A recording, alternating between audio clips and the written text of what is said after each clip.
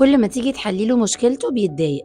حاولتي تفهمي هو محتاج ايه بالظبط؟ ابنك داخل عليكي ومتضايق ومتلخبط ومش طايق نفسه، اول حاجه بتعمليها ايه؟ نصايح نصايح، اعمل كده، سيب دي، روح هناك، ما تردش عليه، ما تكلموش. بس استني شويه، هل هو طلب حل؟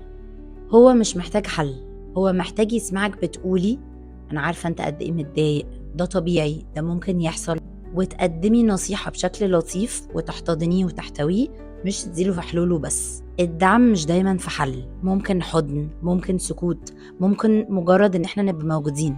ولو لقيتي انه فعلا محتاج مساعده، وقتها ابدأي وجهيه على التصرف الصح، وعلميه ازاي يتعامل ويحل مشاكله، وانك دايما موجوده وبتدعميه عشان تساعديه مش عشان تحليله مشاكله. وده بيخلي ابنك يثق فيكي اكتر ويحكي لك كل حاجه. الدعم هو القوه اللي بتخليهم يختارونا بدل ما يبعدوا.